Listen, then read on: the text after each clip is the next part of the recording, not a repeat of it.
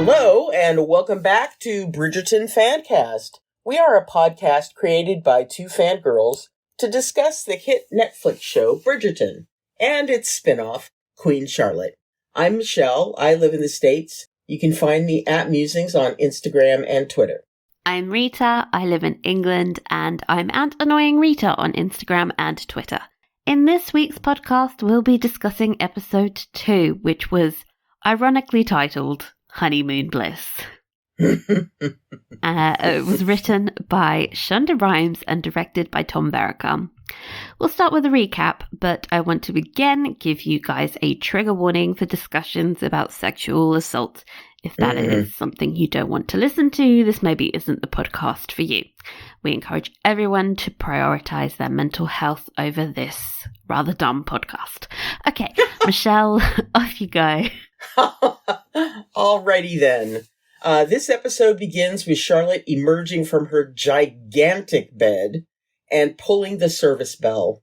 Cue the first of many dressing montages. She then asks Brimsley what engagements she has for the week. As the Queen expects, she has duties, and she can't wait to see the galleries, theaters, and operas her new kingdom has to offer. But unfortunately for her, nothing is planned. She is on her honeymoon right now, and that means no outside contact. We then cut to St. James, where Dowager Princess Augusta's meeting with her regular crew of undistinguishable white male politicians. Lord Bute, who is the current prime minister and should really be focusing more on, the war that England is fighting right now, is worrying about the Charlotte-George marriage. It's imperative that the great experiment of racial equality must be a success. If the actions one usually takes on one's wedding night have not been taken, that would hurt the great experiment. There can be no questions. Do you understand? There will be no questions. Never a question. Let the maternal meddling begin. We then get a lengthy montage of Charlotte eating elaborate meals, dressing and undressing into ornate gowns, and then eating alone again. Charlotte breaks up the monotony by reading a book on astronomy, but the isolation gets to her and she screams in frustration when she is alone in her room at night. This is after 3 days alone. This girl would never have survived lockdown. Back to the Future or 1817, either one. Lady whistles down voice-over time, and this one's about patience's limitations as a virtue. Penelope girl, people just come for you for gossip, not your witticisms. Calm down. We watch as older Lady Danbury returns to her dilapidated-looking former country home. We then cut to Violet Bridgerton playing with 2 of her grandchildren. Who are these kids? Whose are they? No clue. Season 2 has set 3 years before the spin-off, and quite frankly, that could be Gregory's kids for all we know. We then cut to older Queen Charlotte having tea with / lecturing her very wayward sons. In particular, Prince William, who will one day become William IV, the very shouty man from Young Victoria. Yeah. He's trying to convince his mother to accept his love for his mistress, actress Mrs. Jordan, with whom he has over 10 children. Christ, he was busy. Charlotte is not having it and tells him to call off the relationship and just get married already. Her other son, Prince Friedrich, is just a lost cause. Yes, married, but estranged from his wife for over 20 years. And it's over when she flees the country.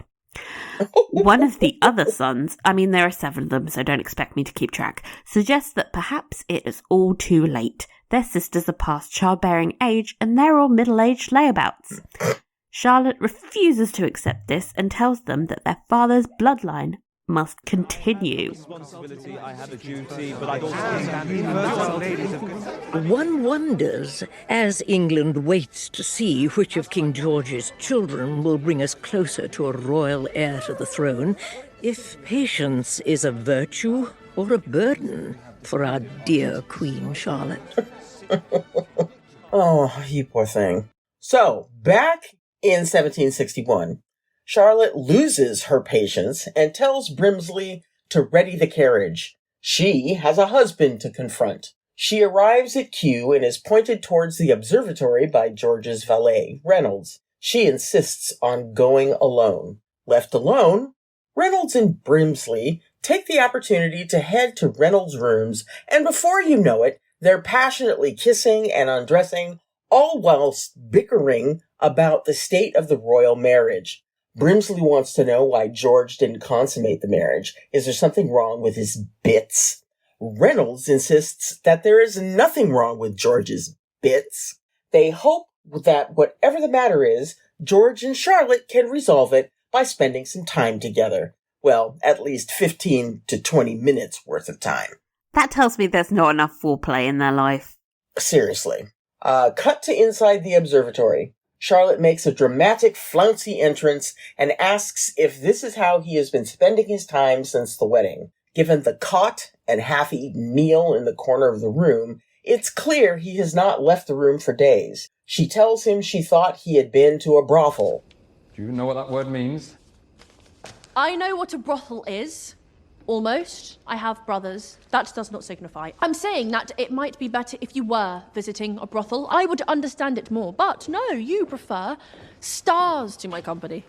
While George has been having a whale of a time in his conservatory, Charlotte has been stuck in a stuffy house being changed like a doll 3 times a day with nowhere to go, no one to talk to, and nothing to do. She yells at him that she is new to the country and does not have a single friend except for him, and he would rather spend time mooning over the sky than with her. She has raised her voice at this point, and George looks uncomfortable and tells her he doesn't want to fight. Unfortunately, Charlotte does, and begs him to fight with and for her. He tells her to go home. Reynolds and Brimsley are summoned to St. James's to speak to Princess Augusta. She wants to know what the hell's going on with the newlyweds. Reynolds tries to bullshit his way through the interrogation, and then talk turns to consummation. He and Brimsley are forced to lie. Sure, yeah, 100% banging. 100%. All the time. Just banging day and night. Bangy bang bang. Bang, bang, bangity bang. Said bang, bang, bangity bang. Okay. Cut to another scene of Agatha being raped while Benny Hill music plays in the background. Why, Shonda? Why the music? Why? Why? She goes to have another scalding hot bath. Her maid asks what could possibly have brought on this attack. Agatha explains that Lord Danbury had tried to enter White's, a very exclusive gentlemen's club in Mayfair. As a titled member of the Ton, he had a right to entry, but they refused to allow him in. Agatha fears that her husband will not rest until he is accepted by the people who've rejected him. She's also worried that he might put another one of his gigantic babies inside of her. She has kids. Where the hell are they keeping these kids for 2 seasons and she's never mentioned it? Like, okay. Okay, Brimsley and Reynolds hold a clandestine meeting at dawn in Kew Gardens. Brimsley panics at Reynolds. They've lied to the Dowager Princess. They need to make sure the marriage is consummated for real and force George to act. Brimsley suggests that the king make a gesture of apology, and Reynolds reluctantly agrees to help. Back in Buckingham House, Charlotte is attempting to enjoy her orangery, attempting being the key operative word here. It's when she's going through this ridiculous charade of plucking oranges.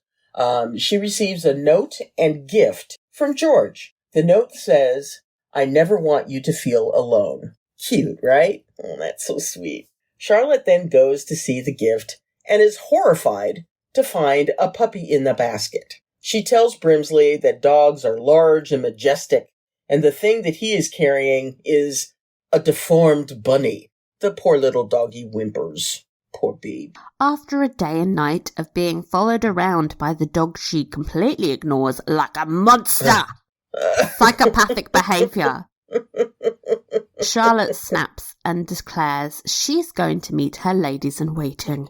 she's had enough of being told what to do. Brimsley clarifies that he's not there to tell her what to do. He's there to tell her how best to do the things she's not allowed to do, which is quite the confusing sentence. But anyway, they decide that instead of meeting all of the ladies in waiting, Charlotte will hold a discreet meeting with just Lady Danbury. Things get off to a rocky start with Lady D and their tea. The conversation is stilted and fake because Charlotte has to pretend her honeymoon is just going fabulously great, love him. But then Agatha asks to speak freely and sends away the 1,000,001 servants in the room. They're able to have some good old-fashioned girl talk.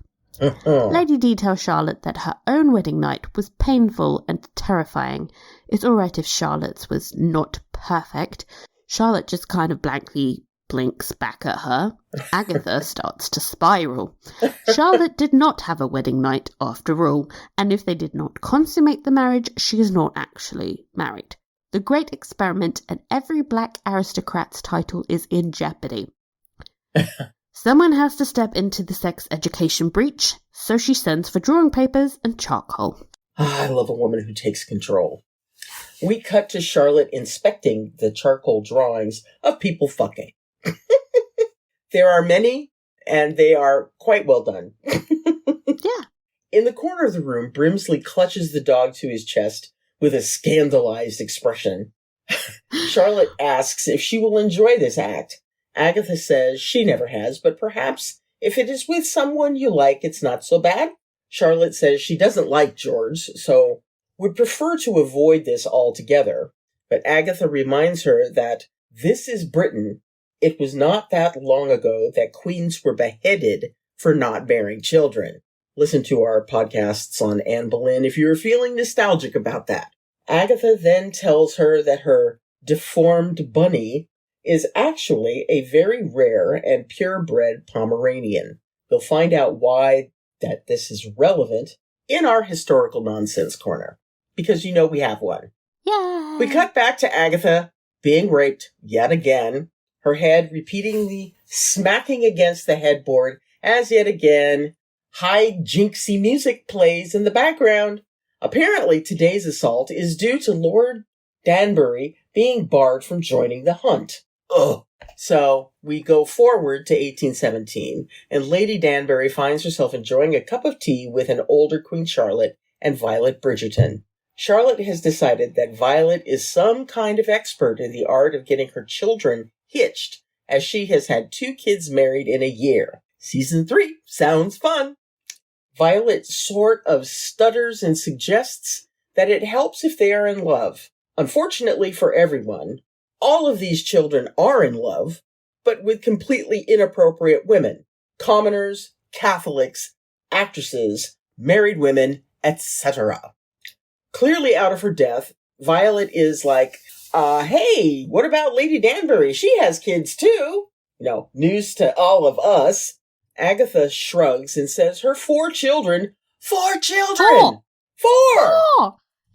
Are blessedly continents away, passing the buck back to Violet, who spews some flower metaphors, love blooming from the thorniest of gardens, etc., which Charlotte seems to take as, go ahead and find them wives yourself, order them to marry, and they can worry about the love part later.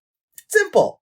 Love that for her. Mm-hmm. Okay, so we're back in 1761. My head. Charlotte is woken in the middle of the night by her puppy, and instead of flinging it across the room as you would expect from such a monstrous human, she brings it closer to her and calls it Pom-pom, which is such a cute name.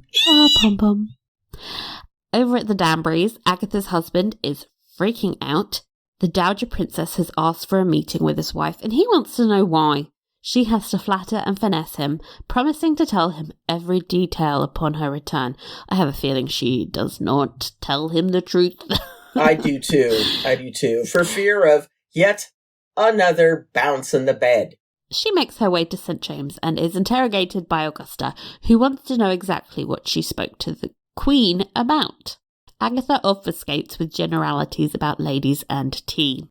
Augusta's annoyance turns to racism. She starts calling her girl and Agatha instead of, her title, Lady Danbury. Agatha has the temerity to call her out on this. She also threatens to tell Charlotte that all the black members of the Ton had all received their titles on the very day of her wedding. They say game recognises game, and Augusta seems to appreciate that Agatha is smarter than she had anticipated.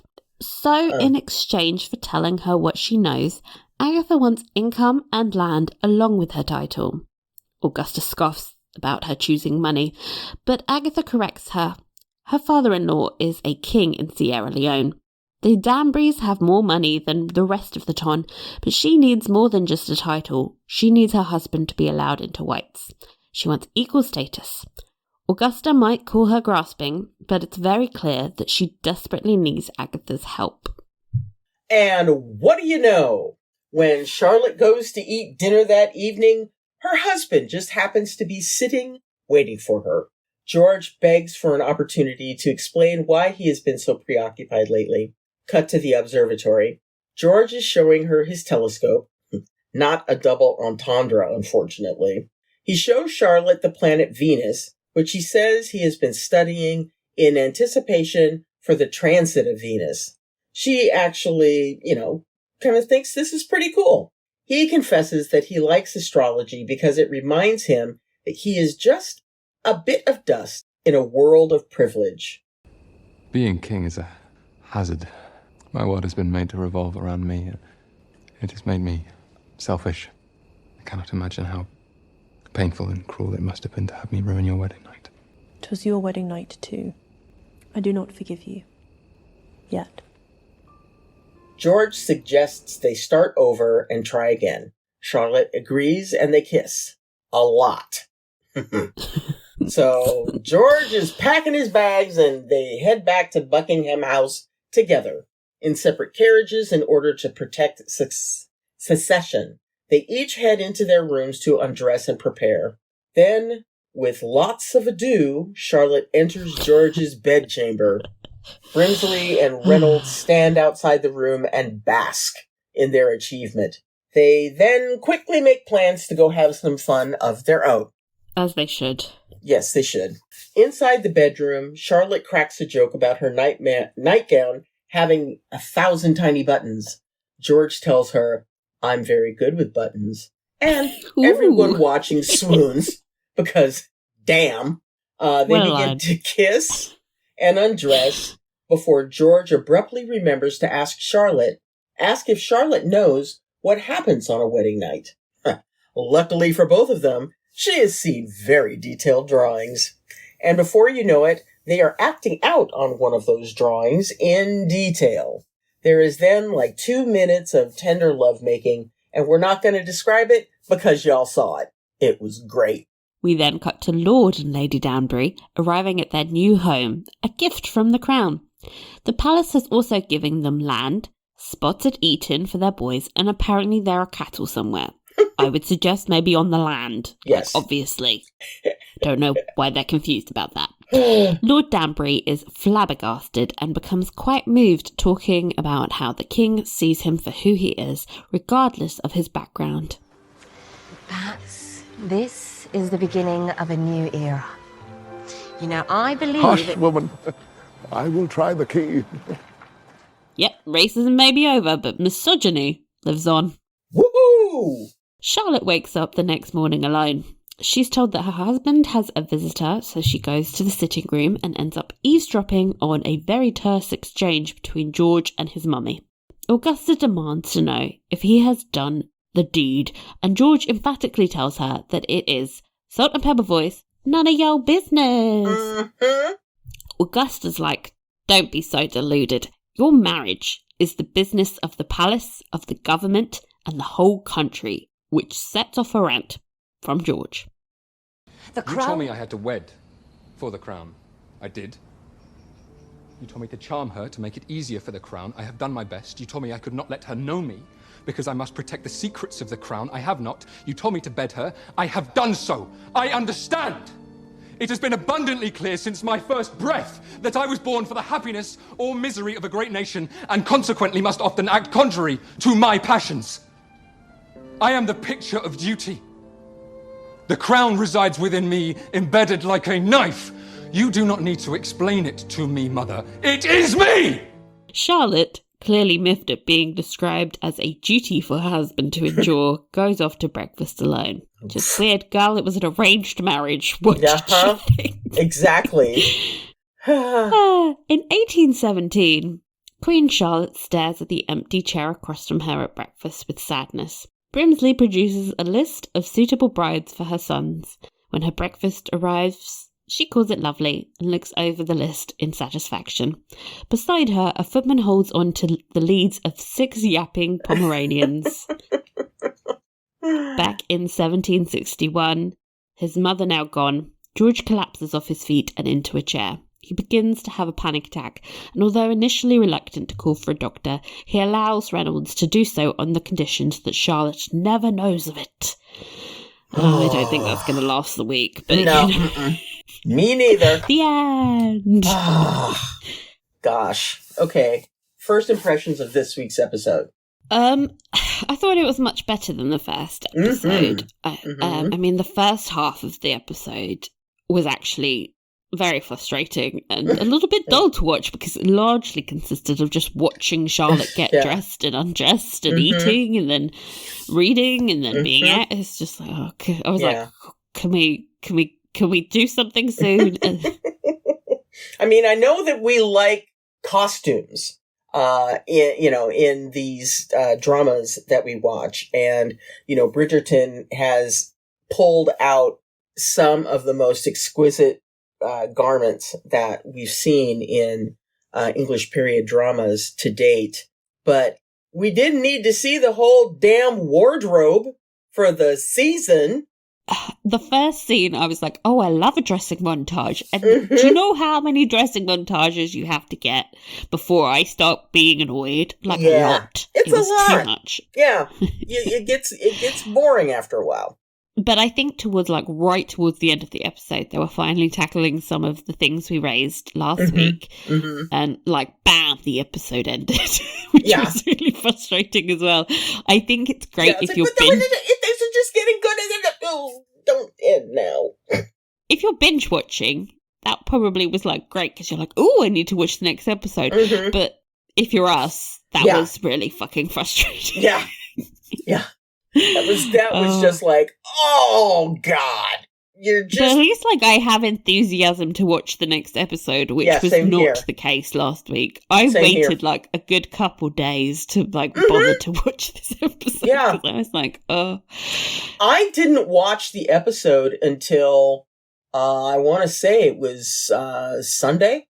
Yeah, me too. Yeah, I was just kind of I'd finished watching my most recent K-drama obsession, and it was like, oh God, what am I going to do? And I was on Netflix, and I was like, oh yeah, I have to watch this. Just like I had to take some medicine or something like that. But I had the same feelings about it as you did, with the kind of slow and tedious start of things, and then enjoying the latter half of the episode. I think that, as they refer to it in the show, the great experiment, and seeing how things weren't quite going the way that they should be. For it them. Turns out giving people titles doesn't just magically fix problems. Exactly. It's like, I'm not going to just be happy if you slap a title on, but I'm not able to avail myself of the privileges that title holds. And so, I enjoyed seeing how that wound up getting addressed. And God bless Agatha Danbury and her basically saying, no ma'am, it is not Agatha, it is Lady Danbury. While she was there, she could have been like, actually, I want to be a duchess, motherfucker. Exactly. Yeah, it's like, okay, Lady Danbury, that's fine. Duchess Danbury sounds much better. But, and it was wonderful to see her stand up and, basically say, the titles aren't doing it. I need for there to be something that my husband can do other than bounce on me. So he needs to get into White's. Get him to the gentleman's club. Yeah, get him away from me. He needs to go to White's. He needs to go on the hunt. He needs to go, wherever else these lords go. And we need to be able to have a respectable residence in order for us to truly be Lord and Lady Danbury. And I loved how she said, my father is a king in... Father-in-law. Father-in-law is a king in Sierra Leone. It was like, here we go. Yeah, you're not the only one with money, honey. Mm-hmm. I mean, if they had money, why are they living out in a quite small Tudor mansion? In God knows what. Anyway, exactly. That's a bit confusing. Yeah. So I thought that I loved the way she handled the contradictions that were taking place within this great experiment, and basically said, "Put up or shut up, yotch." I did love that scene. Oh, me too.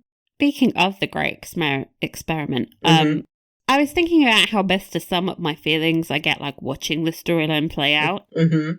And I think it's akin to the frustration of trying to solve a complex riddle that everyone else seems to understand, but that I'm struggling to get. A lot of people are like, relax, it's just fiction. But that makes me feel more frustrated because I feel like in a fantasy genre there are in-universe rules. Mm-hmm. I know I sound like Monica Geller, guys, rules are good. Rules help control the fun. But I need rules. I don't understand the universe yet. And I feel like one of your basic jobs is to lay the foundations of the universe you're living in. We're 3 seasons. This is the 3rd season of the show. I'm still hey, I don't think slavery happened, but I'm not completely sure. Yeah, you mentioned the Sierra Leone thing.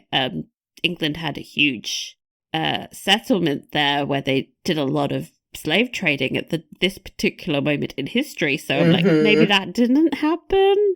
Question mark. Probably not. You would think not. But then, it's not explicit enough to, why am I guessing? Why are you making me guess? Yes, you need to build out the framework. If we're going to take the time to go back to, 17, whatever, you need to lay the groundwork so that we understand where we are in 1817. So if you're going to say that slavery didn't happen in order for, this universe to exist, then fine, say it. Just be more, I think I just need it to be slightly more explicit. Everything else is explicit on this show. Why is this the thing I don't know. They're pussyfooting around, yeah. I don't understand why they have to keep the fact that all the black community got a bunch of titles secret from Charlotte. Yeah. Because she knows she's the first black royalty in England. Surely she'd be aware that this was a quite seismic shift. But they're acting as if she thinks it's normal, and they made it clear in the first episode with Adolphus's line that, she's the first one. And that's confused the shit out of me. Yeah, I'm not going to lie. Charlotte is not a naive... Well, okay, in one regard, she was naive. She is very naive in a lot of ways. But, I think that she's smart enough to be able to figure out that, all of these titles are, this is a completely new thing. And it's happening because of her. I don't think that she is stupid enough not to be able to put 2 and 2 together. I think that the fact that they have kept her secluded because of this, honeymoon, quote unquote. Yeah. is giving them the opportunity to try and hide it from her. But, you know, how long do they think they could get away with that? She's going to talk to these people eventually. Honestly. And the way that she has established a confidant relationship with Agatha Danbury means that Agatha is going to give her the 411. And or is she? Because I think she now has she's basically aligned with Augusta at a cost. Yeah. She did say, I could tell her this, but I won't if I get what I want. Mm-hmm. I mean, she doesn't have to explicitly say it. I would just casually steer her towards, like, why don't you ask when these people got their titles? Mm-hmm. Yes. I guess I also, like, am confused about George as well. Like, at no point has he been like, hey, you're the first Black Queen. You think he would know the society he's grown up in? Yeah. It's just not been a subject. Yeah. At all. It's like they're in little it's like they don't exist in the same storyline as everyone else. Mm-hmm. If that makes sense. Like, it's just not been a topic. I hope they talk about it. It's I do pretty too. Fucking weird that they haven't. I do too, and I'm hoping that we get a lot more clarity about this whole situation in the next episode. So confused. On a positive note for the storyline, though. Yes. I don't know what happened. Maybe I'm PMSing, but I actually started tearing up in the scene where Lord Danbury was speaking about this being a new era and a man being seen for who he is, not where he came from. I was like so moved by that. But then I remembered Agatha had to fight tooth and nail to get just a scrap from Augusta, which kind of made it, it's just a whole fucking lie, isn't it? But I was like, oh, wouldn't it be nice if that was true? Yeah. Such a nice scene. And it made him, like, feel like less like a cartoon villain and more like an actual character. A real person with struggles. I just hope that we have seen the last of the bouncing. Oh. Because I was ready to throw something at the TV. I think he's going to be killed off pretty soon, to be honest. Yeah. He's getting paler and paler. That's not a healthy man. Yeah, he doesn't sound healthy when he's attempting his... I don't even want to talk about it. I would love to hear the actress who plays Danbury about her thoughts about the whole thing. I really would. I don't know. I don't want her to have to defend the storytelling decision as well. And again, it's not the fact that she is being assaulted. It's the tone. It's exactly. And it's funny that you kind of mentioned the Benny Hill music, because that is precisely what was going on in my head while I was watching this. It's very Benny Hill, isn't it? Oh, the just gross old man and the far too young and attractive woman. I am not in this for the yucks. So let's stop that, please. Please make it end. Mm-hmm. So sex in the Bridgerton universe. I've been listening to Karina Longworth's You Must Remember This podcast series about sex in movies and TV in the 80s and 90s. It got me thinking about the way that Bridgerton handles its sex scenes in the 2 previous seasons of the show and in this spin-off. I mean, we've gone on quite a journey from season 1, which felt those scenes were like much more of a heightened fantasy. Like there were improbable positions happening, like Daphne's pullback. And it was just like perfect looking bodies going at it in unrealistic ways. And as the show's become, I think, much more secure in its own success, they've really toned it down considerably. The scene we got in this week's episode, by contrast, was much less like something you could have seen on Stars in back in the day. Yes. It did not reach my bow chicka wow wow meet her. No. Yeah, it was a lovely lovemaking scene. It was tender. It was much more intimate, yeah. Yes, it was lovely. And good Lord, those two have great chemistry. Really do. Yeah. Well, you kind of have to. Yeah. And George is just charming AF. Oh, I know. Damn it. I think it's interesting also to consider that, like, the show can do both. I hope we do get some of the weird fantasy, weird sex scenes back where you're like, how is this happening? Because they were also quite fun. Yes. Like, I think we need both. And I think it's interesting that, like, this show understands its audience's needs, because it's not always about, like, weird, I don't know, like, why I keep calling it weird, but I keep thinking about Daphne's back on those stairs in season 1 and thinking, like, oh my god, she's not good, she can't sustain that for more than like 30 seconds, like, can we? Yeah, no, that poor child is going to have some serious lumbar spine issues after that. But yeah, I mean, I agree. It would be nice to see them, exploring their passions, because clearly the two of them like one another. And as we know, historically, they were very much in love.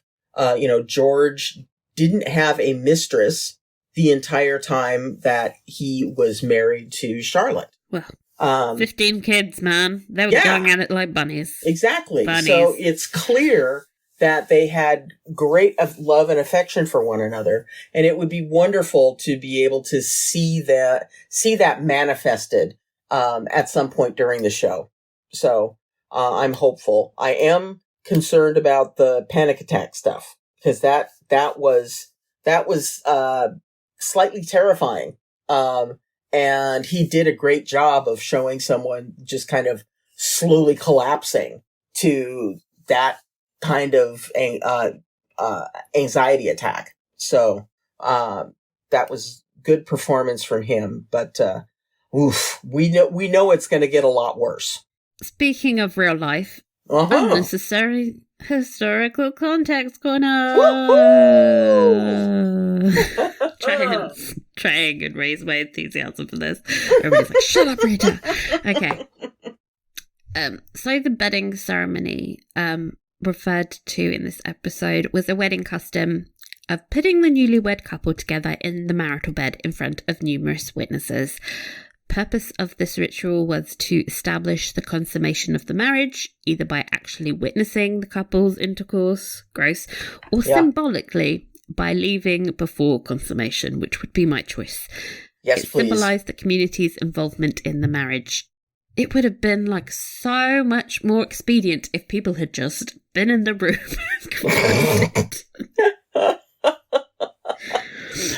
In England, Lord. the ceremony usually began with a priest blessing the bed, after which the newlyweds prepared themselves for bed and drank wine. The groomsmen and the bridesmaid then sat on the side of the beds and threw the couple's stockings at them. Crazy. All right. A hit was believed to indicate that the thrower would soon marry. Okay. Finally, the curtains were drawn around the bed and the couple were left alone. Some newlyweds refused to take part in the bedding ceremony. King Charles I of England notably barred the door to his bedroom. The one that got his head chopped off. Yeah. However, despite his rejection, the custom remained prevalent for another century among all social classes, including the royal family, until Princess Charlotte's insistence that there was no public bedding ceremony after her wedding. It was a reminder that the royal body was the property of the state. The morning after, bed linens might be displayed as proof of consummation.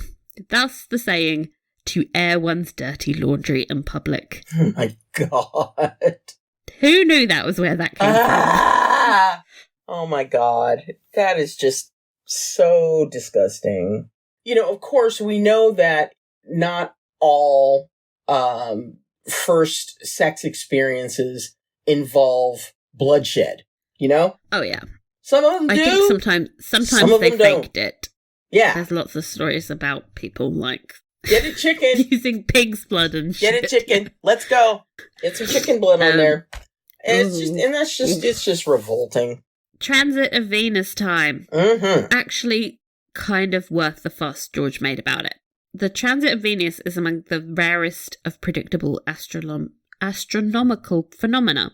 They occur in the pattern that generally repeats every 243 years. The last transit of Venus was on the 5th and 6th June 2012. The next transit of Venus will take place on the 10th of 11th of December 2117.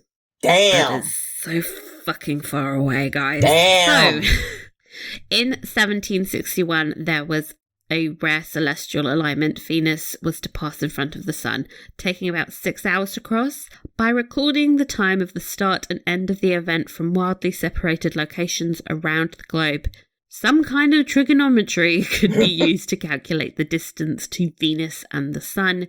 With that, Kepler's laws of planetary motion could be used to calculate the orbits of all the planets out to Saturn, the outermost known planet. So This was a big fucking deal. Yes. This required government-funded expeditions with hundreds of astronomers travelling around the world to conduct this single crucial scientific experiment. Around 200 astronomers from Britain, Austria and France travelled to destinations around the world, including Siberia, Newfoundland and Madagascar. And also, by the way, there was a little thing called the 7 Years' War going on, so absolutely terrible travelling conditions. Mm-hmm. One of the astronomers set out and got their ship was sunk. Oh, God. They had to go all the way back to England. Everyone was like, stop being pussies, man up, go back to the ocean. What are you doing here? So your ship get back out there. Get out there. Time's a wasting here, man. George III had a real observatory built on Old Deer Park near Kew. It's actually kind of impossible to visit now as it sits on the grounds of a private golf club. But, you know, Google Images exists. Give it a look. It's kind of cute. It's fun. Okay. Looks nothing like the one they used on the show. Whatever they used on the show looked like it was basically a conservatory. Yes. Through which they stuck a telescope. Yeah. Yay. Choices were made. Mm-hmm. And finally, the information you've all been waiting for. The Pomeranian. It's a breed of dog descended from larger Spitz-type dogs, specifically the German Spitz. So you think she would be familiar with these tiny dogs. Yes. It's named for the Pomeranian region in northwest Poland and northeast Germany, which incidentally, right next to Mecklenburg. Oh, God! So you must know about these dogs. But I think when she realised what the name was, she was like, oh, he picked a dog specifically for me. Yes. Okay, so the breed has been made popular by a number of royal owners since the 18th century, specifically Queen Victoria, who owned a particularly small Pomeranian. Consequently, the smaller variety became universally popular. So not a dog that was associated with Queen Charlotte. This is a Queen Victoria thing that they've now given to her Charlotte. Grandmother? Mm-hmm. Yes. Her grandmother. Yeah. Yes. Sorry, I was trying to work out lineage there. Mm-hmm. Okay. Now that's done, let's do storylines. Yes. Charlotte and George, 1761. We're dealing with the isolation that Charlotte is experiencing and then also the fragile state of George's mental health. I don't know if they intended for this episode to have taken place over the course of a week or 2 weeks. Or 2 days, 3 days. I'm imagining it is probably a week. But, I think that, poor Charlotte being stuck in the castle with basically nothing. Well, okay, she had a shit ton of stuff. But, really, Cry me a river, though. She's living in a life of absolute luxury, eating exquisite meals, reading any book she likes. I mean, sure, she can't touch an orange, and that's annoying. But I'd trade that life. I think that sounds fine. Give me a dog. I'll be happy. Well, she doesn't strike me as being an introvert like you and I. She strikes me definitely more as an extrovert. So, I think you and I would do just fine being all by ourselves in that big old castle and doing living out a Beauty and the Beast life. Exactly. I'll talk to a teapot. I don't give a shit. But for Charlotte, especially being in a new country, that had to be just awful. And you see at the end of the episode, she's kind of like completely at ease. She even is like, oh, this is a nice breakfast, which makes all of her servants really happy. And I was like, oh, she's really become at home there. And just like, she might not be out there in the streets having the time of her life, but she's got her dogs, she's got her servants, she's fine. She's adapted. Yes. She has, by contrast to the beginning, where she was going fucking crazy. Yeah, screaming in her giant bed every night, So, I think that, and I think that it shows us a glimpse into how she manages once her husband, has gone full on straitjacket. She is showing us her ability to, be the queen, to be alone, but to be able to, do what she needs to do as part of her life without, oh, George, where are you, George? That kind of thing. There's a melancholy, of course, that she has. And, we've seen that in the previous series for Bridgerton. But, we get a glimpse of her figuring out how to navigate this new universe and do it well. Yeah. I like seeing, obviously there's a romance element to it, but I also like that the show is saying, it's not your entire world. Your relationship with your husband is only a part of your life. And you can still lead a very fulfilling life, even if that relationship for some reason ends or changes in some way. You're still a whole person without it. And I think that's also, a good message to send from a show that has largely been about romance. Yes. Speaking of George's mental health, though, I mean, we only really got a brief moment at the end of the episode, but I think it really retroactively coloured the entire episode, because I think he tries to sell her on this idea that he was, being a king's made me selfish, blah, blah, blah. It's warped my sense of importance. I remember that he's only been king for a matter of months. Yeah. The change in personality has not been that quick. And the first thing he did when introducing himself to her in episode 1 was be really self-deprecating about the fact that he's a king. So I think he's just using that as an excuse. He's been going to the observatory, I think, as an escape from the pressure, because it became all too intense for him. Yeah. I don't really, it's not really clear what the show's take on his mental health problems actually are. There are so many theories floating around out there because we have very scant amount of evidence. It definitely looked like he was having a panic attack at the end, and it's possible for anxiety to lead to psychosis symptoms when your anxiety is particularly severe. And he definitely had psychotic episodes towards the end of his life.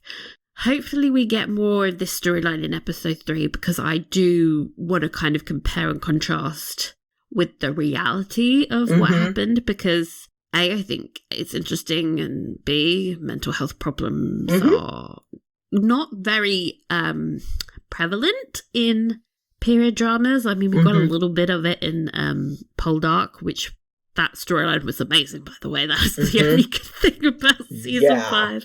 Yeah. From what I remember of the 90s movie of The Madness of King George, and to be fair, that was a very long time ago that I watched it. Yeah. And I've never seen it. We should watch it. Okay. They were good. They went with a medical theory that's now kind of been disproven. So I'm curious if they've gone with something a bit more realistic, in my opinion, which is just classic anxiety leading to psychosis. Yeah. But we'll see. I'm very interested about this storyline in particular, because I'm like, this is one of my interest areas, so we say, is mental health issues, particularly in the past, because the practices were just so barbaric. Yeah. Absolutely insane. I wonder if they're going to shave his head. Don't do that, please. He has good no, hair. because no. Although, knowing him, he's probably going to look hot as hell. Yeah. Without hair. With those cheekbones? I know, right? Oof, baby. Well, okay, how about Charlotte and Pom-pom? Oh my god, the real enemies to lovers of this show. Oh my god, I loved how she started calling him Pom-pom. Oh, I don't love how when she saw him, she did like a whole shudder and like, ugh. Yes. And she went, ew. And I was like, this woman is evil. Why would you call such a cute baby a deformed bunny? Psychotic behavior. Well, and I'm not making excuses for her, because damn girl, it just grew up right next door to where you live. But, when you think about the German dog breeds, and there is actually a very funny guy on TikTok and YouTube who does these videos about, how particular dog breeds react to robbers. And they're hilarious. And then also being an angel that creates dogs. And God is like, oh, you created a new dog. What is it? And, that kind of thing. He's very, very funny. And send me these videos. That sounds exactly like my type of humor. I will. I think you're going to just go down a serious rabbit hole when you see these. But I mean, who needs a next week's podcast? I'll just be there. Yeah, it's like, where's Rita? Oh, she's watching all these dog breeds. His name is Johnny Devaney. And he has amazing videos. So yeah, I will send those to you. And for those of you that are listening to the podcast, I would strongly recommend checking him out if you are needing something to laugh at. His videos are hysterical. But anyhow, so he's done several where he's imitated Pomeranians and other dogs. But one of the ongoing shticks about the whole angel God creating dogs thing is it always seems like these dogs are coming out of Germany. So there was one where God is like, another German dog. So when you think about some of the classic dog breeds that come out of Germany, you've got the German Shepherd, you've got the Rottweiler, you've got all of these like boxers, these big majestic dogs. I had no idea that they also came out of Germany. I thought they came out of France. Because they're tiny, and you would think that French people would love that. Tiny, floofy dog. They didn't start off quite as small as they are now. Like, as I explained earlier, they became smaller and smaller. Yeah. But you wouldn't be able to, get a bigger version of the Pomeranian to make it accurate for the show. That would be a weird flex to do. Yeah. Just absolutely too nitpicky at that point. I love a dog storyline. I love dogs. I love watching the dog walk around on its tiny, tiny feet in the big palace. And I loved Brimsley calling it the the gesture, and then he's like, your gesture has tiny legs. Yes. I couldn't get it quickly enough. Yes, that was awesome. There was also a scene where Brimsley was holding the dog, and the dog had its little paw out aggressively at Charlotte, like, don't come near me. I'm with my daddy. Oh, it's just so precious. And then I loved seeing, at the end of the episode, seeing Queen Charlotte just surrounded by them. She's like, this dog is amazing. I've got all of the dogs. That's the life. Yeah, that was great to see how her feelings had changed towards her sweet little pup. And then seeing the older queen with, her herd of Pomeranians was, wonderful. And it made me think, was this something that, she would receive a new one from George, as a token of his affection or something like that. That's kind of where my mind went when I saw all of them, as a kind of a demonstration of, how much he loved her. It also really reminds me of Queen Elizabeth II, like, just traveling everywhere with her little corgis. Like, the photos of the corgis being taken out of the private jet on state occasions is, like, my favourite. They look so traumatized. They're like, oh, God. Oh, no, I just love it. Let's see. As far as, we're talking a little bit about the older Charlotte in 1817. What were some of your thoughts on how she was navigating the entire situation with her sons during this episode? Ironically, I thought it was very Augusta-like. Yes. She's just basically mimicking her mother-in-law. Like, you will get married, you will make babies. Yes. Many, many babies. And you will not have a say. Yes. Oh, I loved it. It's just like, duty, duty, duty. Your feelings do not matter. I think there was a scene where Augusta was, like, sitting in the middle of the couch with her skirts splayed out. And I was like, oh, Charlotte does that now. It's like she's sort of become her mother-in-law. Yeah. Yeah, that's scary.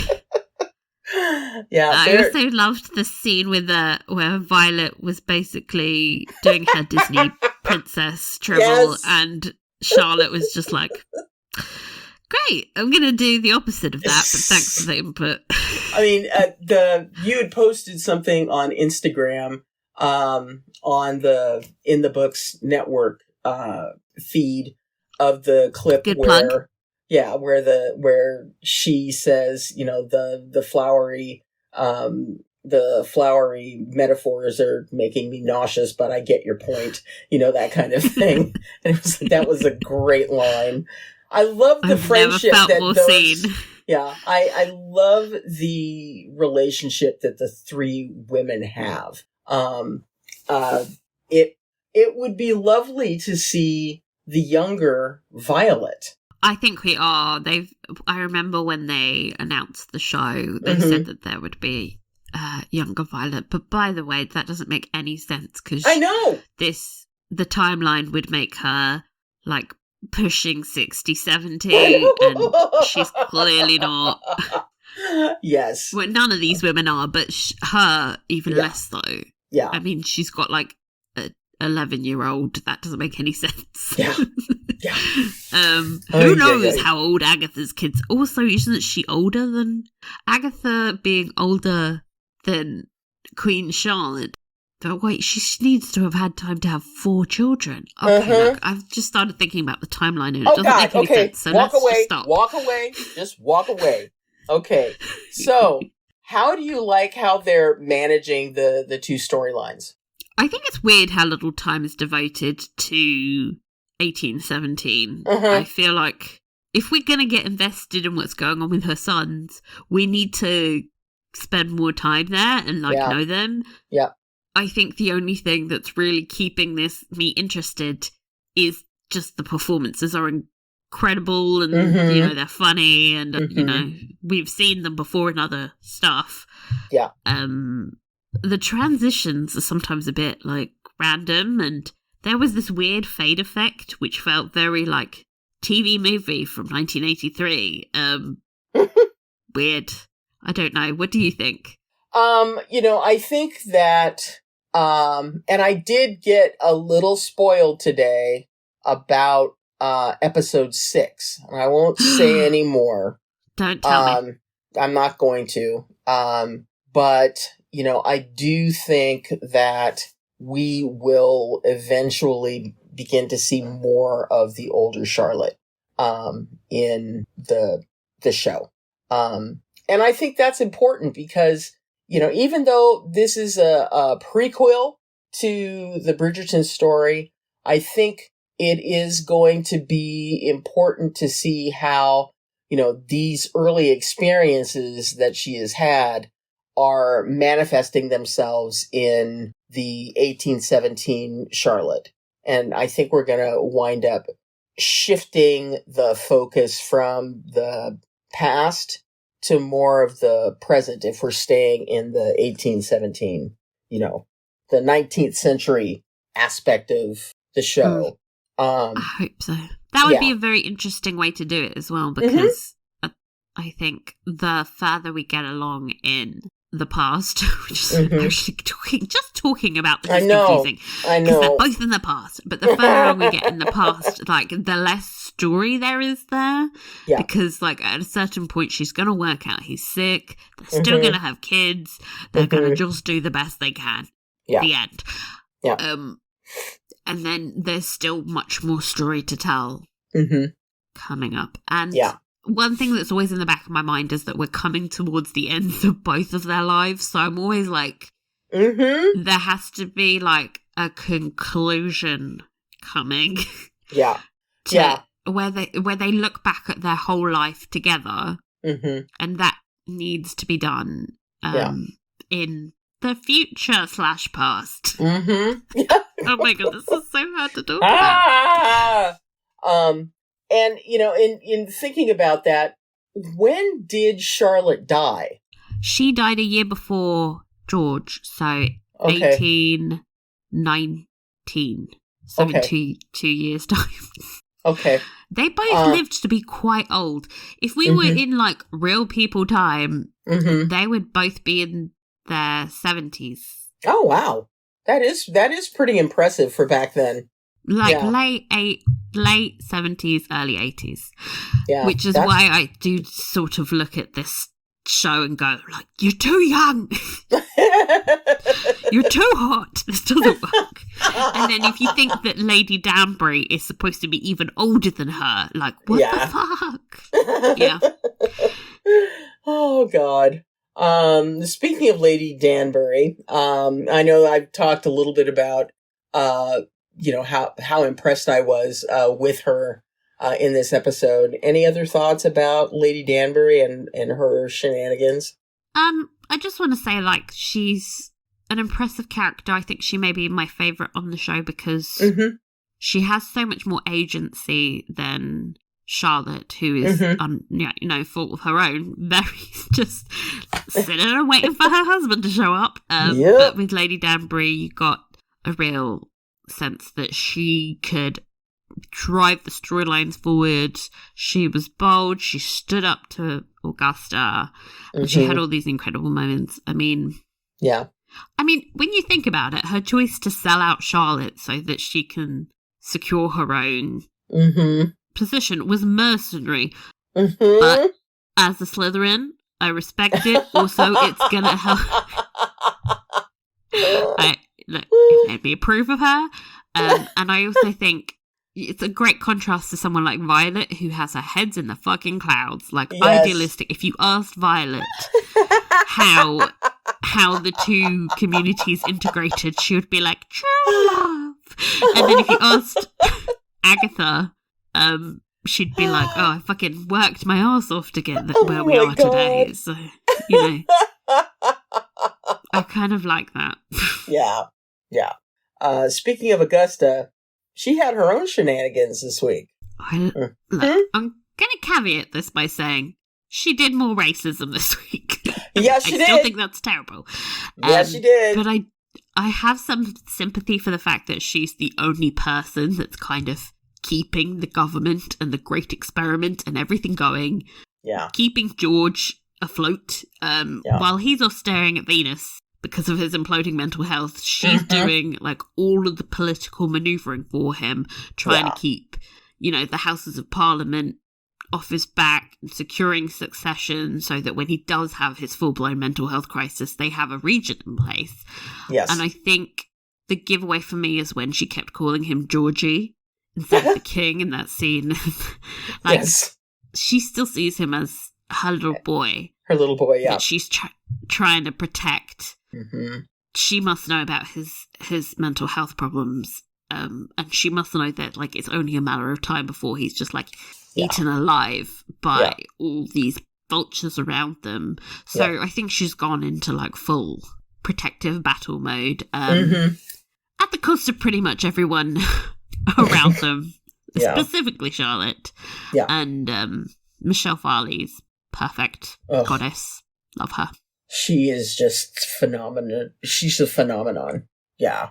I absolutely love the mature actresses that they have in these roles. I think that they've done a masterful job of casting for these. And I will have to say and offer up props to the younger Queen Charlotte, who is her mimicry of mannerisms is mind-blowing.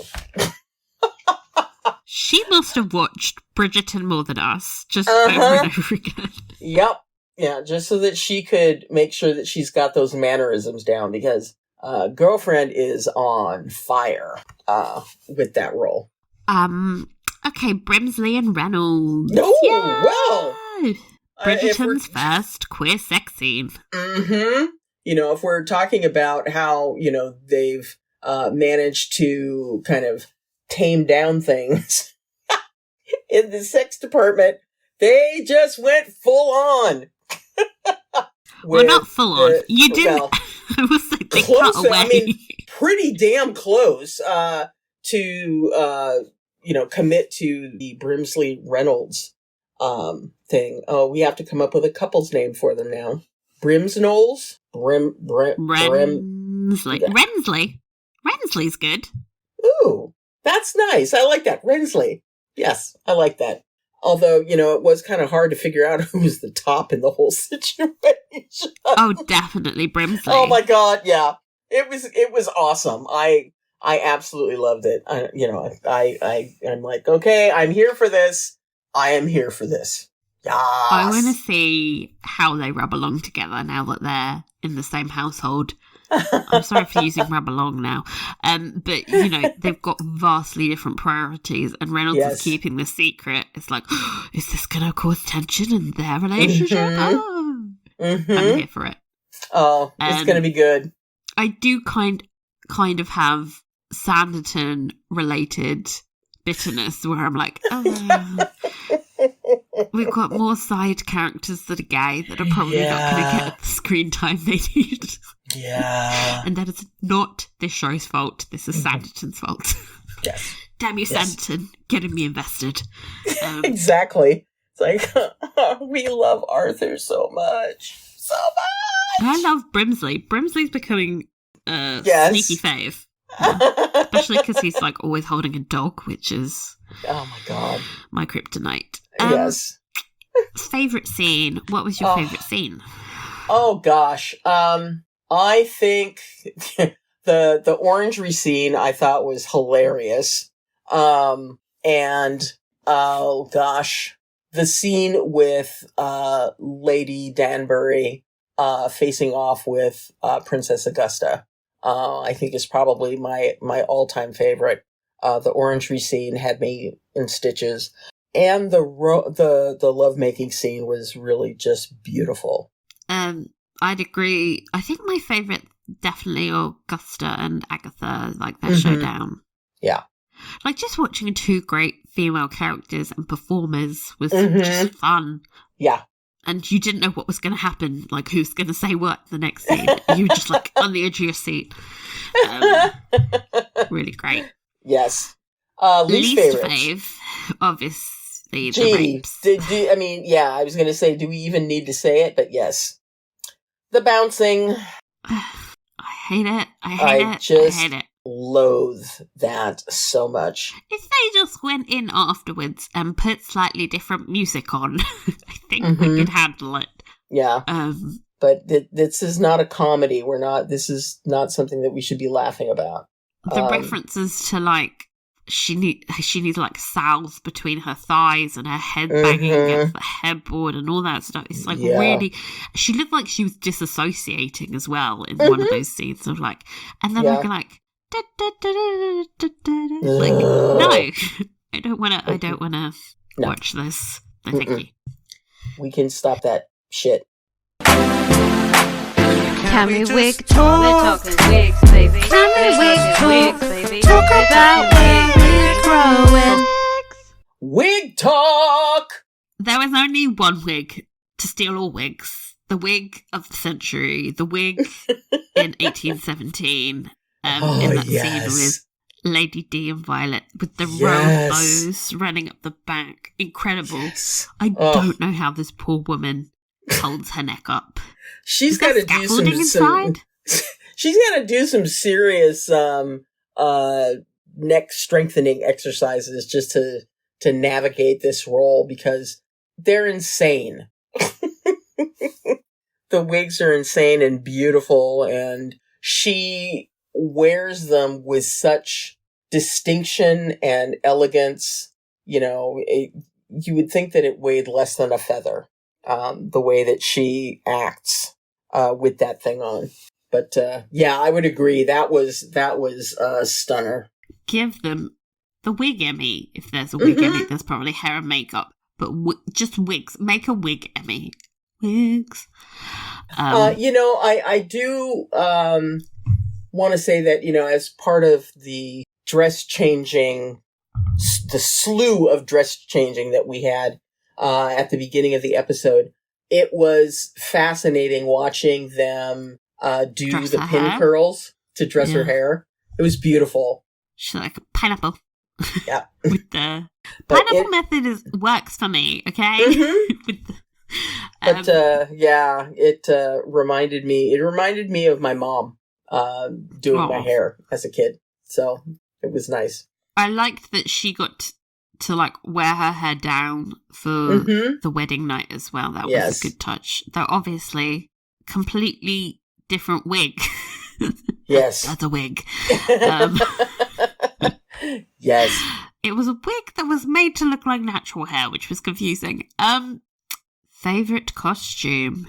My pet peeves about Bridgerton is the lack of hats. So I was really excited. Yes. We got some amazing hats this week. Excited to see. I knew you were going to be happy about that. Yeah. Tricorns. Tricorns are happening. You know we love a tricorn. And the little capes of Brimsley and Reynolds like walking to their secret meeting in their fanciest capes. And oh my god, there was a dress and hat situation in the final scene between Augusta and George where I was like, wow. Yeah. She looked incredible. She kind of looked like, one of those Dior new look that Dior did in the 50s with the cinched in waist and the waist and the full skirts and the hats. I was like, she looks very severe but like hot. Yeah. Which is the vibe. Yeah.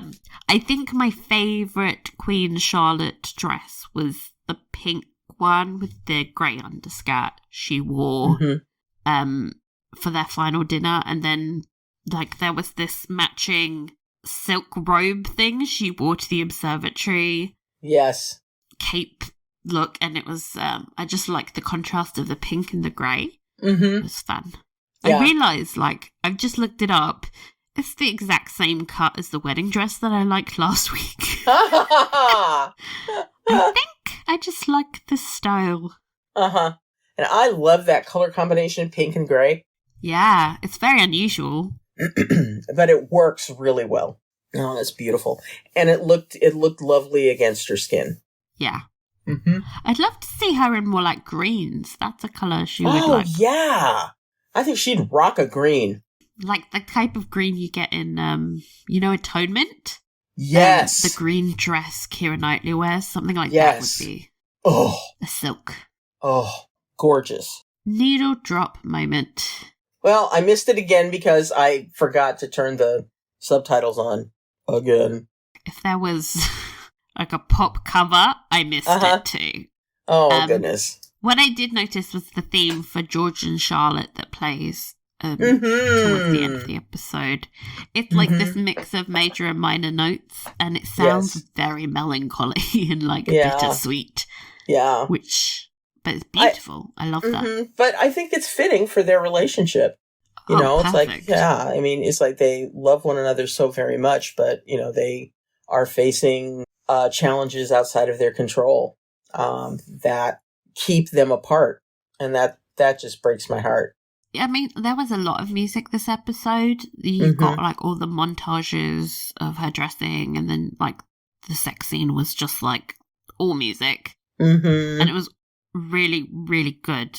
I think the orchestration is really underrated generally because everybody talks about the pop covers all the time. Yeah. But the soundtrack is lovely. Lovely. And we love a great soundtrack to a period drama. So, listen to our Pride and Prejudice episode where we just go, the piano. We go a little bonkers over that one. Yeah. But I would purchase the soundtrack. Definitely. Oh, yeah. It should be on Spotify. You don't have to. I'm sure it is. Support the artists! Support the artists! Let them make their 0.003 dollars. God. Ugh. Let's see. Okay, performer of the episode. It's hard for me to pick. I think for me it's between Michelle Farley and Asame Thomas. I can't really choose between them, especially that scene they had together. I was like, yeah, they're both fire. Yeah, it was pretty amazing. And it is such a privilege to be able to see them perform together. It's just wonderful to watch, wonderful to see. How many crowns out of 5? I'm gonna give this one 4. I'm gonna give it 3.5. Okay. Obviously much better. Still too much rape. There's a rape curve. Yes. Yes. We got twice as much rape this week. So. Oh God. Okay. I'm bouncing it down to 3.5. They gotta get rid of the rapes. Just if we can get down to 0 rapes, that would bump you up a whole number, Without the rapes, absolutely a 4. Yeah. Without question. Inbox time. Disclaimer. Some emails have been edited for brevity. This section will still be very long anyway. Please try and keep them reasonably short, guys, when you write in, because there's only so many hours a day. I need my beauty sleep. I'm very, very tired. Okay. Oh, poor Rita. First email said, "Hi girls, Morgana here. I have a few comments about last week's podcast, so prepare yourself for the historian's thoughts. I think maybe you guys are giving too much weight to the Great Experiment plot. Or worse. You commented something about it being an easy fix for a problem as big as racism, and elsewhere I've seen people point out that Bridgerton fixed colonialism and slavery with love and a biracial marriage. I think there's some confusion there because people seem to think that the world of Bridgerton is our world until Queen Charlotte joins the British royal family, and from then on everything changes. And if that were the story, I would agree that it's impossible. But the series doesn't set out to fix our world or the 17th century British royal family just by putting a black woman in there.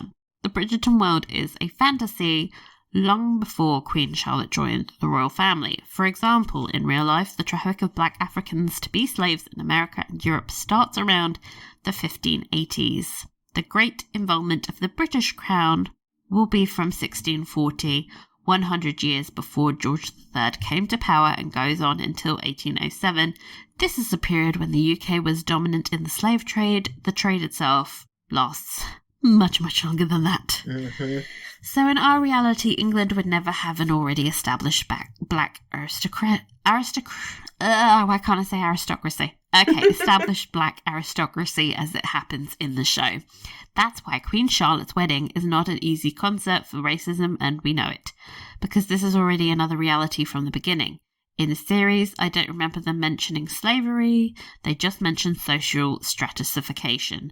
I saw a lot of people using the term segregation, but the term does not apply here because we have an aristocracy, which in the first episode has no titles, but which is still an aristocracy and has access to places that the poor do not have. Surely they can't access whites, private hunts, and the titled aristocracy parties, the ton, but neither do the poor. It's not just because of the colour of their skin. In the first episode, we see they have Asian people in their side too. Asian people have always been perceived as being closer to whiteness, which is... that is a whole nother discussion for another day. But yeah, the model minority thing really just needs to take a swift jump off a cliff, but I digress. Racism works in many mysterious and unfathomable ways. Yeah, it does. Anyway, I think the show... anyway, back to the email, yes.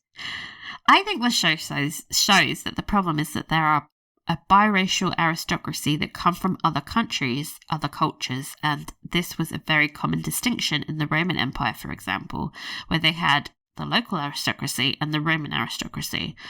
The Roman aristocracy being the most important, but the local aristocracy continued to be aristocracy. Bridgerton is closer to the social stratification of the newly rich in the 19th century in America, who had money but no pedigree, you know. That's why I think the world here is a social stratification and not segregation, because in stratification we have a society divided by class, well punctuated and with difficult mobility, but not impossible. I mean, okay. As for racial segregation, your social position does not matter. What matters is the colour of your skin. Example for well-known racial segregations are in the USA in the 20th century and apartheid in South Africa. In Bridgerton's world, even if slavery did happen, it would be more like ancient age slavery. Babylon, Syria, Israel, Rome, Greece, and several other civilizations that had slavery as a social class, the base of the social pyramid below the free servants, usually foreigners who lost or were captured in wars, and not our black African slavery, which was totally different from all the that came before. This is Rita speaking. That is a good point, because I think what you often hear from open racists is that, oh, Africa had its own version of slavery and they were trading in slaves before, and it's like, actually no, it was much more similar to being like a medieval serf in Europe that you could work your way out of. So fuck off. All that's to say, Bridgerton is a fantasy like Harry Potter and Game of Thrones, a world with its own rules even before the story of these series begins. Sure, I'd like to know what the rules are, though. Thank you. There got to be some rules, even within this fantasy. Just tell me what the rules are, so I know what I'm watching. Yep. Continued. About Lady Danbury, the rape scenes continue. The only one I saw was from the first episode, then I just skipped them all. I've seen this scene several times in Brazilian novellas, usually accompanied by the famous phrase, "Woman, go wash yourself. Today I'm going to use you." Uttered by the husband. A very popular phrase in my grandmother's generation, who is now 64 years old. Oh my god, your grandmother's only 64? Oh my god, you're a baby.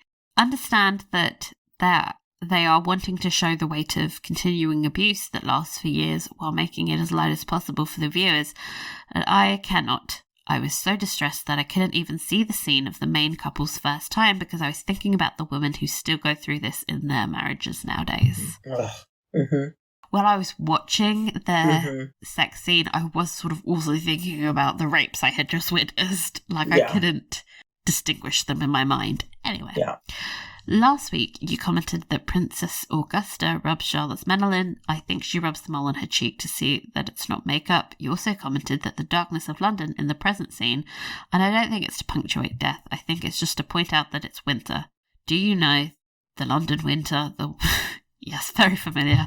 The one without light, without life, without vitamin D, and that all Londoners look like zombies. That one. I think it's a way of punctuating the life that the social season brings. I don't know. I think it's to distinguish the two different timelines to not confuse people.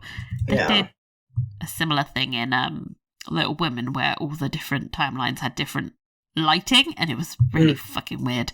Finally, a very petty final point. The Kew Palace and Buckingham Palace are 11 kilometres apart. That's 7 miles of distance between them. They don't share a garden. Servants couldn't quickly communicate.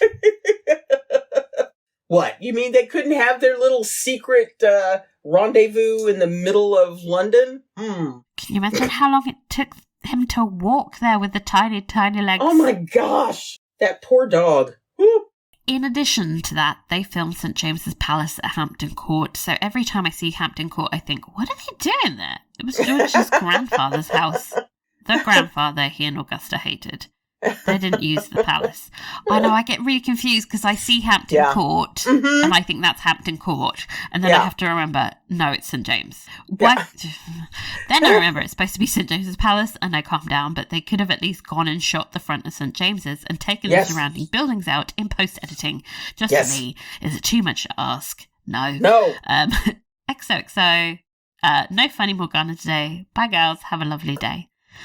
Thank you, Morgana. Yeah, thank you very much. Oh, my God.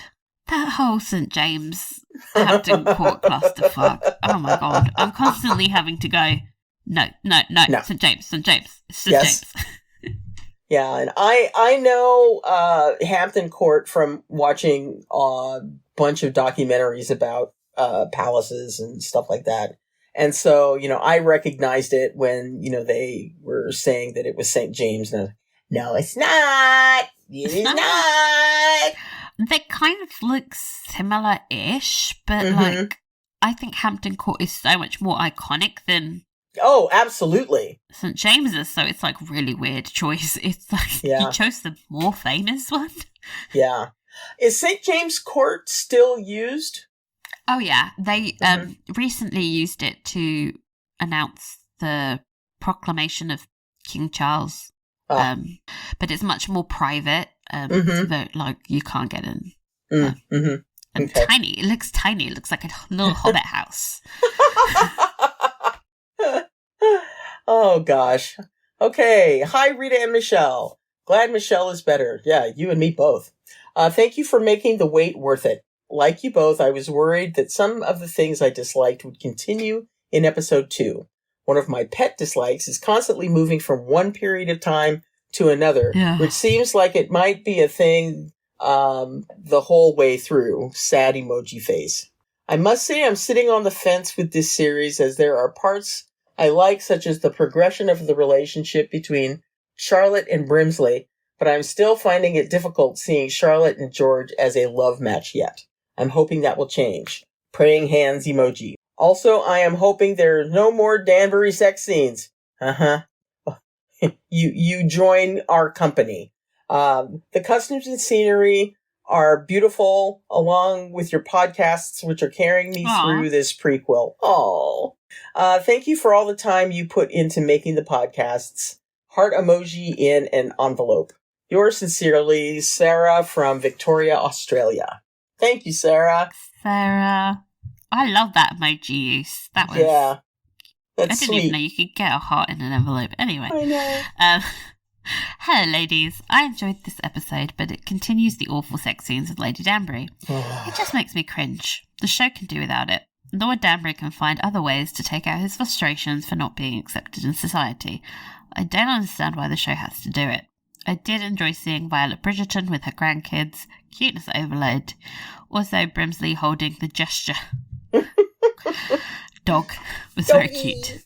I did like the scene with Princess Augusta is sitting down and her gown is spread across the couch. It made her dress look majestic. The location of Princess Augusta's residence looks a lot like Hampton Court. I did enjoy seeing King George's butt. It was very nice. Yes. The scene I enjoyed the most is when Princess Augusta spoke to Lady Danbury about what she discussed during tea with Queen Charlotte.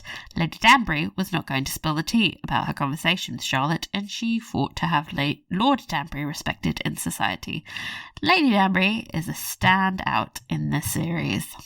Yes. I spotted a pineapple at one of Queen Charlotte's meals and was wondering if it was an Antigua pineapple. Fountain reference. She had a lot of sweets at her meal. Oh my god, the cakes! I saw one really good like bundt cake and was like desperate to I want to try that cake. They continued, I'm watching Anne with an E after it was mentioned on your podcasts. I'm truly enjoying the series. Too bad there are only 3 seasons. I'd like to see more. Looking forward to this week's podcast, and this is Delia from Austin. Thank you, Delia. I'm glad you're watching Anne with an E. I love that show. Hi, ladies. I have missed hearing your wonderful voices and am grateful that you are back covering more Bridgerton fare. When this spin-off was announced, I, like many, did not understand the need for it. I just want season 3 of the original series ASAP. We may have to wait on that one. Having now finished this series, I can honestly say I'm still not sure we needed a spin-off on the Queen, but watching Corey, India, and Arsima's delightful performances was a pleasure. No matter where you come down on the series, we cannot fault these fine performances. I can't wait to see what these young talents do next. Overall, I found the tone of the series to be uneven, and that's why I had a hard time getting through the episodes. Episode 2 did have its moments, though. I loved young Lady Danbury standing up to the princess, and the banter between the young king and queen was cute. One other podcast I listened to did suggest that this story of how the great experiment came to be might have been better served told solely from Lady Danbury's perspective. As the story progresses, I would love to get your thoughts on that idea. Anyway, thanks for your time. Glad Michelle is feeling better. That darn COVID just refuses to go away. Take care and be safe. Annie from Arizona. Thanks, Annie. Well, thank you, Annie. I think that idea of telling the story from Lady Danbury's perspective is fantastic because, like I said earlier, she has the more agency in this story. She's the one that's making the money moves. So I can definitely see how that could be better. Yeah. Okay, next email. Everyone is getting action in this episode, whether they want it or not. I half expected someone to open a closet door and find Lord Bute and the Dowager Princess discussing Parliament in a very intimate manner. You know, it's funny you should say that because in real life there were horrible rumours that Lord Bute was somehow like her lover, which was completely untrue, but it was used to malign them both. Poor Augusta. Yes. Not nice being slut-shamed. Okay, They continued. There's more to say this week, starting with Brimsley and Reynolds. Maybe it's because I just came out of Sanditon, where I had a complete obsession with Arthur and Harry's love story, but I am all in for these two already. In episode 1, there was one brief moment before the wedding between these two where I thought, ooh, I wonder if there's something going on with Brimsley and that dude. And then I thought, nah, I'm projecting because Sanditon is still fresh on the brain. Nope, not projecting. There are things to love here. They're both starting out as great characters, each with a devotion to their own monarch. Love that. Plus, it's kind of the perfect relationship for them. Nobody in their roles are required or likely even encouraged to get married and have a family. And as they're both men, there's no fear of unexpected pregnancies like in some of the other servants getting together storylines I've seen. They get to practically live together without raising any eyebrows. And as long as they're discreet, no one's really going to say boo about it. They both know a lot of stuff about the king and queen, and I can see both royals protecting them if it came down to it. I also love that Brimsley is surprisingly kind of alpha in this relationship. Not what I expected. He's physically shorter than Reynolds, is second in consequence since he serves the queen and not the king, and is easily overlooked, but in private, he's not so meek. And suddenly, he's interesting. I think their relationship is also interesting because it's one of the few where I have no idea how it turns out, unlike Charlotte and George and Lady Danbury. So I have room to speculate, and that it's always fun for me. Well, have you seen Reynolds hanging around in the future? I'm just saying, I don't know that it's a happy ending. Yeah, me neither. Now for the rest. The first 5 to 10 minutes was really a slog. I was bored. If there were a Monty Python skit, someone would have jumped out and yelled, "Get on with it." I'm done with the scenes of Lord Danbury ratting on Agatha and then her hopping in the bath. Once was enough. It's run its course. The gag is making me gag. Stop now. Yes. Young Lady D's face-off with the Dowager Princess was fun. These women are not stupid and both know how to work what they've got. That said, I'm not loving Young Lady D yet. The crusty, worldly snarkiness works when she's older, but in a younger version of her, it doesn't come off as well. Even if the actress is doing a good job, it makes her a bit smug and unlikable, and not in a good way. How did Lady Danbury know all these crazy sexual positions and sketch them out in that fast for Charlotte? Why have I not thought of that? We've seen enough sex between her and Beetlejuice now. It's pretty one night. Has she got a copy of the Kama Sutra in her reticule? George and Charlotte continued to be sweet together. I like them. We didn't get enough of them in the beginning, but it was much better later. The love scene with Charlotte and George. Oh my. Well, that was sensual. They sort of implied George has been with a lot of other women. Reynolds makes a comment about this too, and that doesn't really jive with what we know about George's real-life values, but the way he looks at that black shirt before sexy time, yum. All flaws forgiven. There it is. They just couldn't end the episode without throwing in that old chestnut, the tried and true listening around a doorway, overhearing things out of context and jumping to conclusions nonsense. Yeah. Sigh. Couples that don't communicate, the bane of all TV romances. I enjoyed George's speech to his mum and felt his frustration all at the stuff he's dealing with. Loved the glimpse of Violet and her 2 grandbabies. It was funny to have Charlotte looking to Violet to find out how to get her kids hitched. I like Reynolds, but from the side, he has kind of a vague flock of seagulls hairstyle going on. And he runs. I run so far away. Okay. This episode was better than the first, but hopefully Charlotte figures out what's up with George fast. Final thoughts. I keep wanting to call Grimsby from The Little Mermaid. This is from Tara. Thank you, Tara. Thank you, Tara. You're going to ruin Brimsley for me, but thank you. Okay, next up. Hello and Rita, super podcastinistas. Thoughts on episode 2. Charlotte, young and older, do feel like the same person. I think they did some mirroring in this episode to show that, like the final scene of the Elder Queen eating breakfast alone. I thought they had too many scenes of the younger queen doing that, but I guess they were trying to make a point. They both seem to have a naivete about them, like the young queen getting her sex talks from young Lady Danbury, and then saying to George, "I would like to avoid the part where my head bangs against the wall." That was so cute. It's like she takes everything literally. Then the older queen with Lady Danbury and Lady Bridgerton about how to get your kids to marry. It's like she hasn't been paying attention to the romances she has encouraged. She's asking Violet how she got her kids to marry. Didn't you, the queen, kind of orchestrate some stuff? It was an odd conversation. Young and older Lady Danbury, however, still do not seem like the same person. I like both actresses and characters a lot. They probably are my favorites in the series so far, but I'm not getting the same connection as with the queens. Maybe it's because of Lord Danbury, or Beetlejuice, as one of your other listeners dubbed him. Thank you, Tara! It's so hard to reconcile why she is with him. In the Bridgerton series, Lady Danbury does seem to be a little bit of a romantic, but maybe I was reading too much of it. I guess she's just a matchmaker. In this series, she's not romantic at all, at least not so far. I suppose I have watched too much period drama, blasphemy, or read too many romantic novels. but the main storyline of George hiding something from Charlotte and Charlotte misunderstanding is pretty close to Simon and Daphne, or at least so far. I'm not saying it's not interesting, but it feels kind of deja vu. Like Rita always says, if they would only just talk to each other. Yes!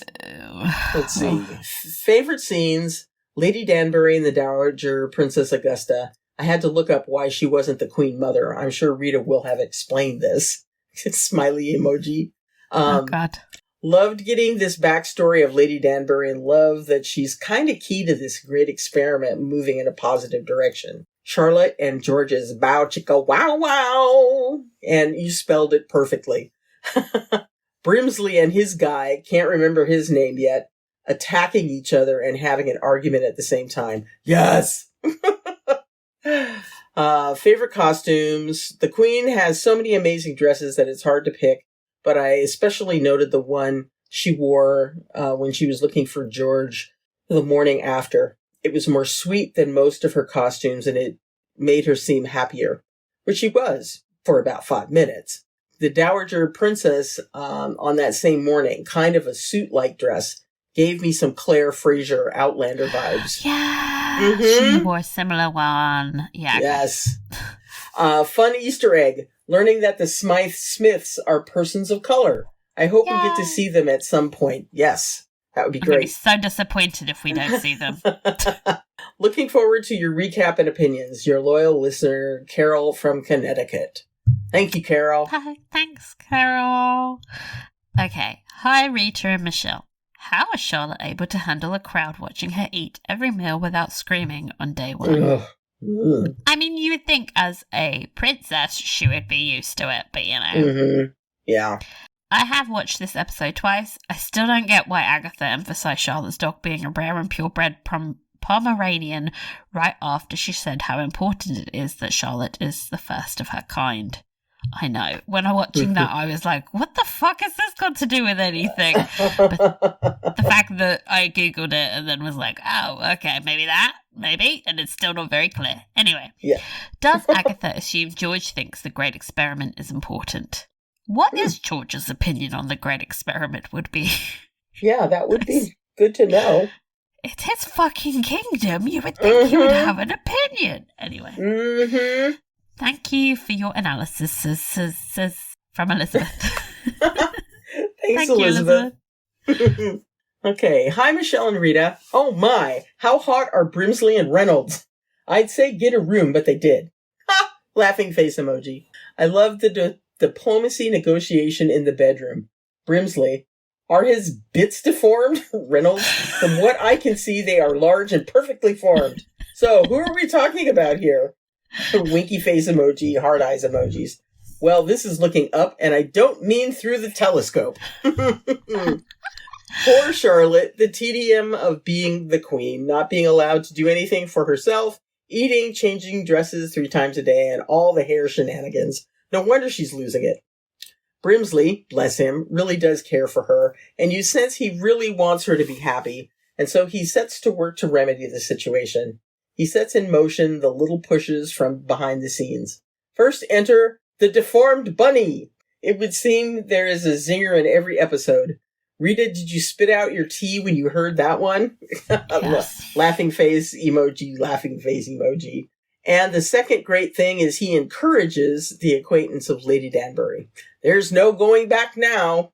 I know that there are misgivings about the Danbury sex scenes, but I want to believe it's to show that despite the awfulness of her current life, she is trying to make the best of it, and she senses she may have some power to change her path. There is, after all, that saying, pick your battles. That's why she pushes back when Princess Augusta tries to put her down and pump her for information about Charlotte. She puts into stark contrast that she doesn't need money. Her family has plenty. What she needs is the full equal rights of the ton for her whole family. Only then will the Great Experiment succeed. Touche, Agatha. I love seeing the evolution of Lady Agatha Danbury. She is well above the majority of the women and men of the ton in many ways. Her intellect, negotiation, and drawing skills, laughing face emoji, are just beginning. She will make a great adversary to George's mother. Going forward, I imagine Agatha and Queen Charlotte as the dynamic duo taking on the great experiment and crushing it in a good way. Well, we sort of know that anyway. Good on Charlotte for standing up to George, challenging him about her position. Fight with me. Fight for me. They are starting to let each other in a little. Don't worry, Charlotte. George is good with buttons. And and just when we thought they are on the road to togetherness, here comes Mama Augusta. We are left with the feeling that there is so much more for these two youngsters to overcome. Well, I guess I should go and actually write my work presentation now. Queen Charlotte has distracted me enough this weekend. Ciao, Maria from Perth, Australia. Thanks, Maria. Thanks, Maria. Dear Rita and Michele, Episode 2, Honeymoon Bliss. Okay, so let me just say that Honeymoon Bliss, anything but. The episode started out with Queen Charlotte living all alone. She asks Brinsley, "What is my engagement diary for the week?" He says, "There is none, Your Majesty." No, because this is time that you and your husband should be spending together. But no, he's off doing God knows what with God knows who. I'm very mad at him. What is better than spending time with his wife? And I want to point out that he wanted to get married, or he may not have wanted to get married, but he talked her into it. Yeah, true. I was really mad. I was really mad. Not only can she not see her husband, but she can't see anyone else. This poor woman. Yes, she is a queen and has fancy clothes, high-end food, and she can go to the gardens. But wow, poor woman. Can't help feeling bad for her. The great experiment. For one thing, I'm mad that you can even call it an experiment at all, because it suggests that it can go away at any time. I'm happy that they're doing it, but they shouldn't try it. It should just be a thing. So I was surprised to hear George's mum say it's an improvement to give out titles to people who look like our new queen, because I assumed she wouldn't approve, but she's the one who gave out the titles in the first place, which also surprised me. Violet playing with her two children, imagining that the older baby is Augie or Augie's sibling. It looks like a girl to me, but I could be wrong. It could be Kate and Anthony's baby, but I think it is more likely to be Daphne and Simon's second children. I didn't know if they ever... I don't know if they ever say. Do you know for sure? No. Your guess is as good as ours. Mm-hmm. It did. One of the kids did look like Augie, but then I was like, no, Augie would be much older by now. What's happening? Loved when Charlotte said, "I want to fight with you. Fight with me. Fight for me." That's the part I love in Fight For Me. A lot of us don't know what we want, but Charlotte does. She wants a husband by her side. Yes, she didn't want to be married at first, but now that they are, she wants him, and she just wants him to want her. I also loved Lady Danbury and her lady's maid. Shows that have these relationships with their help, it's quite beautiful. Example, Daphne and Rose, the Queen and Brimsley, and now Lady Danbury and her maid. What happened to this maid? The maid is gone in the future. Why am I imagining horrible deaths for everyone? Anyway. They all get tuberculosis. What was surprising to me was that Lady Danbury didn't like her children, or she didn't like his children, when she said, "What if he puts another one of his gigantic babies inside of me?" I was like, what? But it does kind of make sense. She never really talked about her children before. I never knew until the show. But it's weird because of how well she is with Simon. She's just an enigma. And an onion, you have to peel her back one layer at a time. I'm getting images of Donkey from Shrek in my head now. Like an onion. Yes. I really liked the three women having tea together, because these are three strong women, and them having a girl talk is quite funny to me. Also love how they also love how this series is built around strong women. Queen Charlotte, Lady Danbury, and Violet Bridgerton, and the young counterparts. I love to watch a show that brings out a whole cast of strong women. It's just wonderful to watch. I have to say, this dog is so cute. I sleep with my dog in bed, and she needs to take the dog out of the basket and let it cuddle with her. I know. Yes. And I love the name of the dog too. Pom-pom, because it's a Pomeranian. It's a good name. Oh, look at his little legs, so cute. Yes. Love the part where Charlotte says she doesn't want her head to hit the wall. Is there a way to avoid that? I love that. George's collapse at the end. I didn't think it would start so soon. I thought that they'd have some good years before he started to get ill. I thought it was dementia. It's not dementia, babes. No. Which can be later in life, but it's now. Oh no. Reynolds says she will never find out. Well, she should never say. Well, you should never say never, because of course she's going to find out. She knows when we meet her in Bridgerton. I have to say, there was a lot in this episode. Sorry that I ran too long. Your gentle listener, Jen. Thanks, Jen. When re-listening to your final podcast for season 2 of Sanditon, you mentioned your love of Anne with an E. So I started watching it last night and totally agree with you. It is wonderful. I had to email you to not only thank you for recommending it, but to mention that I couldn't get over how much the farmland Jerry looks like a young Ben Lloyd Hughes, Alexander Colburn. When you get a chance, please check out Americ Jet Montaz's IMDb page and let me know if you agree. Thank you again for recommending Anne with an E, and I look forward to listening to that podcast when you get around to it. Best, Anne. Yes, I'm Anne with an E too. Thanks, Anne. Thank you. As you said, looking forward to listening to that podcast when you get around to it. I had like a wave of dread of like, oh my God. More. We need to see more. More time in a day for us to be able to watch this. Oh, crap. I'm looking at this dude's picture now.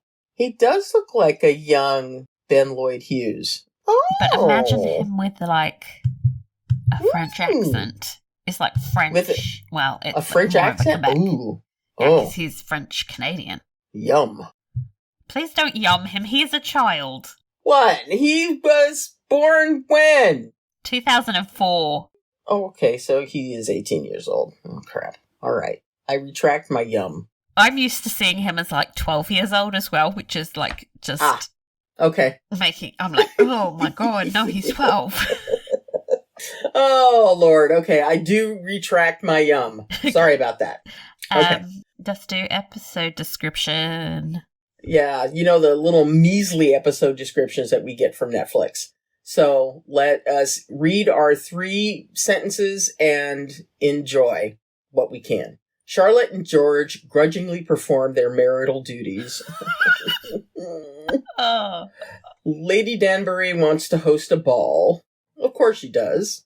Brimsley spies something curious on Coronation Day. Oh, okay. We get a coronation, so I'm excited about that. Yeah, that'll be awesome. Though having just witnessed a whole coronation, it was very dull. Oh my God, so silly. It was like 3 hours long. He changed his outfit like 17 times. Oh God. Oh God. It was a lot. I have to say, I was watching bits and pieces. I didn't watch the whole thing. But yeah, that was a lot. Well, I was on the cruise at the time, so you know, there are other things to do when you're on a cruise. You're like, oh my God, it's still going on? I know. Well, that's how I felt. I was able to go up to the pool, enjoy the pool, come back down. Oh my God, it's still happening? Jeez. I mean, to be fair, anyway. I was mostly on Twitter just making fun of it, but you know. Yeah.